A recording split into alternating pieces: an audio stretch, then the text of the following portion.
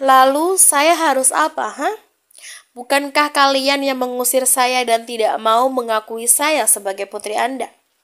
Bahkan kalian yang disebut orang tua tidak mau sedikit pun mendengarkan penjelasan saya.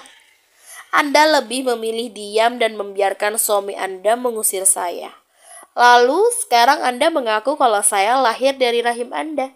Saya justru ragu dengan kata-kata Anda yang mengatakan saya lahir dari rahim Anda.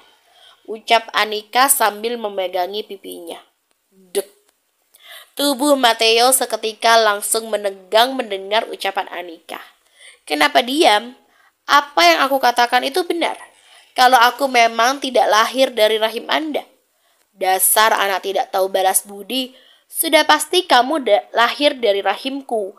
Memangnya siapa yang melahirkanmu, ha? Hardik Agni tidak terima dengan ucapan Anika. Apa Anda yakin? Bukankah selama ini anak Anda hanya Akira? Sarkas Anika membuat ibunya bungkam. Anika tersenyum getir sambil menatap mereka orang tuanya. Selama ini, Agni selalu membeda-bedakan kasih sayangnya antara Anika dan Akira. Mentang-mentang Anika anak pertamanya, dia selalu menyuruh Anika untuk mengalah dari Akira. Apapun yang Akira inginkan, ia selalu memenuhinya. Berbeda dengan dirinya, jika Anika meminta dibelikan sesuatu, Agni selalu bilang, tidak usah beli, tadi uangnya sudah buat beli mainan adik kamu. Begitu, hingga sekarang perlakuan ibunya masih membekas di benak Anika. Anika beralih menatap suaminya, lalu dia menggandeng tangan suaminya. Hani, ayo kita pulang, aku sudah lelah. Ajak Anika dengan senyum yang dipaksakan. Nevan mengangguk mengiyakan ajakan istrinya. Ia tahu kalau saat ini istrinya sedang tidak baik-baik saja. Setelah membayar, Nevan membawa istrinya pergi dari restoran tersebut. Namun sebelum sempat dia beranjak, Akira kembali bersuara. Kak, datanglah ke acara pernikahanku dengan Arwan lusa di Hotel Double X. Undang Akira dengan tidak tahu malunya. Anika hanya diam saja tidak mengiyakan ucapan adiknya itu. Ayo sayang, ajak Nevan merangkul pinggang istrinya. Mereka menatap nanar punggung Anika yang kian lama kian menjauh. Sudah, ayo kita pulang, ajak Mateo tidak ingin mengalihkan pembicaraan. Ia tidak mau membahas masalah Anika di hadapan Akira. Sedangkan di dalam mobil, Nevan duduk di kursi penumpang bersama istrinya yang tengah melamun menatap ke arah luar jendela mobil. Ditariknya bahu Anika hingga menghadap ke arahnya. Terlihat mata istrinya sudah berkaca-kaca. Are you okay? Tanya Nevan menatap kedua mata istrinya dengan tatapan cinta. No, I'm no okay. Jawab Anika langsung memeluk tubuh istrinya. Ia menumpahkan semua tangisnya di pelukan suaminya. Menangislah, jika itu bisa membuatmu lebih baik. Tapi setelah ini, aku tidak akan pernah mengizinkanmu menangis lagi kecuali tangis kebahagiaan. Ucap Nevan sambil mengelus-ngelus punggung istrinya. Anika terus menumpahkan kesedihannya di bahu suaminya. Nevan hanya bisa diam membiarkan istrinya menumpahkan seluruh perasaannya. Hingga tak lama, Nevan tak lagi mendengar tangisan istrinya. Ia menengok wajah istrinya yang ternyata sudah terlelap. Lelah menangis membuat istrinya langsung tertidur. Ternyata dia tertidur, pantas saja tidak ada suaranya, ucap Nevan sambil mengusap jejak air mata yang ada di wajah istrinya. Mobil yang mereka tumpangi tiba di pelataran mansion keluarga Alexander. Nevan keluar dari mobil sambil menggendong istrinya masuk ke dalam rumah. Anika, kenapa Van? Tanya Penelope yang kebetulan baru saja ingin turun ke bawah mencari twins. Ketiduran kak, saut Nevan dibalas anggukan oleh Penelope. Nevan melanjutkan langkahnya menuju ke kamar mereka berdua. Hingga tiba di dalam kamar, Nevan merebahkan tubuh istrinya, dibukanya sepatu istrinya terlebih dahulu. Setelah itu, ia menutup tubuh istrinya dengan menggunakan selimut sampai di atas dada. Tidurlah yang nyenyak sayang, ucap Nevan dan mencium kening istrinya. Sedangkan di tempat lain, wanita parubaya sedang duduk di beranda belakang rumahnya sambil menatap bunga yang ada di hadapannya. Bagaimana Ga? Apa kamu sudah menemukan adikmu? Tanya Nyonya Shera. Belum Mi, Kalinggas kesulitan mencari tahu tentang Adirami. Pasalnya dia menghilang sejak bayi dan saat ini kemungkinan umurnya sudah mau menginjak 25 tahun dan selama itu Kalingga belum melihat dia. Jadi Kalingga tidak tahu wajah Adira sekarang tuh seperti apa. Jelas Kalingga. Nyonya Shera mengangguk mengerti. Kurang lebih 25 tahun yang lalu, Nyonya Shera Diaskara melahirkan bayi perempuan di salah satu rumah sakit yang ada di kota ini. Ia memberi nama bayinya Adira Putri Diaskara. Dia merupakan anak kedua dari pasangan Shera Diaskara dan Eros Diaskara dan adik dari Kalingga Putra Diaskara. Bayi mereka hilang saat sedang berada di rumah sakit. Selama ini mereka sudah melacak keberadaan putrinya namun tidak kunjung menemukannya juga. Kembali ke Nyonya Shera dan Kalingga. Sabarlah Mi, suatu saat kita pasti bisa menemukan Adira. Kalingga akan berusaha semampu Kalingga, ucap Kalingga. Iya nak, maafkan Mami yang terus memaksamu untuk mencari tahu keberadaan adikmu, ucap Nyonya Shera sambil menatap sendu wajah putranya. Kalingga akan melakukan apa saja demi kebahagiaan Mami, ucap Kalingga tulus sambil memeluk maminya.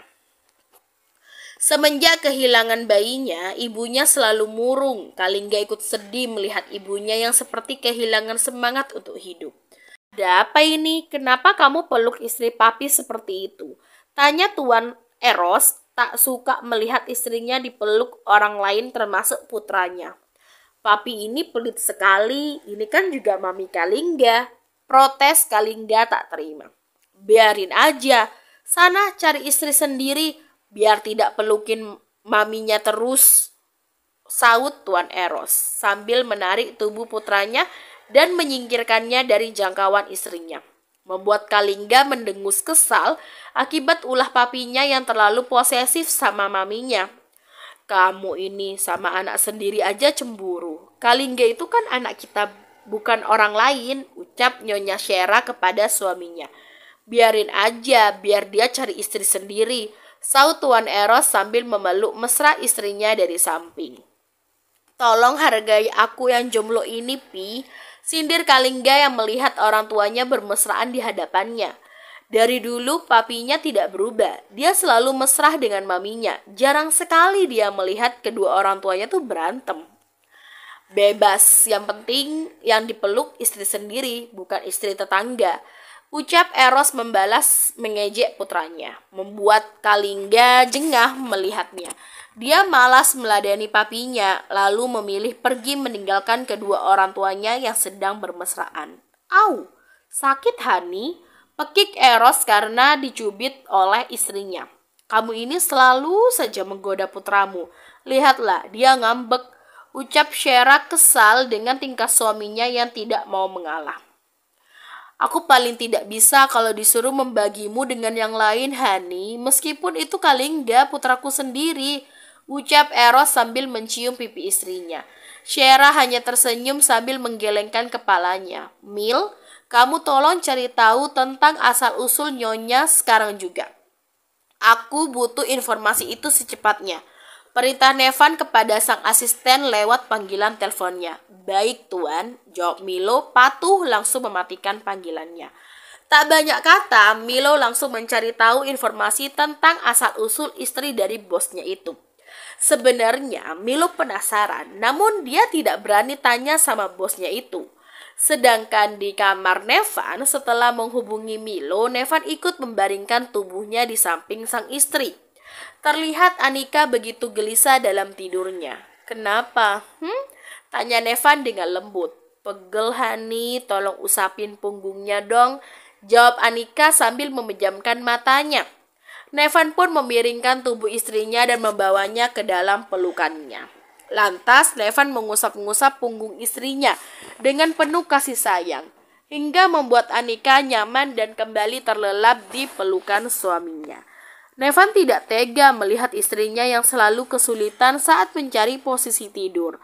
Tak jarang Anika juga sering mengeluh karena punggungnya pegal atau enggak ya kakinya yang pegal. Nevan mengusap punggung istrinya sambil ikut memejamkan matanya. Tak lama mereka berdua pun tidur siang bersama. Hingga menjelang sore, Anika membuka matanya. Dia melihat wajah tampan suaminya yang tepat berada di hadapannya. Anika iseng menciumi seluruh wajah suaminya yang masih terlelap, membuat Nevan terusik dan akhirnya membuka matanya. Nakal, ucap Nevan sambil mengecup bibir istrinya lalu menggesek-gesekkan hidungnya ke hidung istrinya. Bangun, udah sore, ucap Anika. Memangnya ini jam berapa? Tanya Nevan yang masih ingin bermalas-malasan di atas tempat tidur bersama istrinya. Sudah jam 4 sore, Hani, saut Anika. Bukannya bangun, justru Nevan menyusupkan tangannya masuk ke dalam pakaian istrinya. Dia meremas dada sang istri yang semakin hari ukurannya semakin besar. Sepertinya bukan perutmu saja yang membesar, Hani, tapi dadamu juga ikut membesar, ucap Nevan dengan vulgar. Dasar mesum, ujar Anika. Biarin aja mesum sama istri sendiri, kecuali aku mesum sama istri orang lain, saut Nevan yang masih memainkan dada istrinya. Coba aja mesum sama istri orang, nanti aku akan menghilang sambil membawa anakmu, biar kamu tidak bisa melihat kami lagi, ancam Anika membuat Nevan membulatkan matanya. Dia hanya bercanda, tapi istrinya menanggapinya dengan serius. Tidak sayang, aku hanya bercanda, jangan bicara seperti itu, aku takut kehilangan kalian, ucap Nevan sambil menduselkan ke ceruk leher istrinya. Mana bisa aku meninggalkanmu, Hani, kamu saja selalu memberiku bodyguard, ucap Anika sambil mengusap kepala suaminya. Sengaja biar kamunya nggak kabur, saut Nevan nyengir sambil menatap wajah istrinya. Anika hanya merotasi bola matanya dengan malas. Memangnya dia mau kabur kemana? Keluarga saja sudah tidak punya, pikirnya. Ayo mandi, setelah itu kita ke bawah, ajaknya kepada suaminya. Aku pengen sayang, pinta Nevan dengan wajah yang sudah dipenuhi kabut gairah.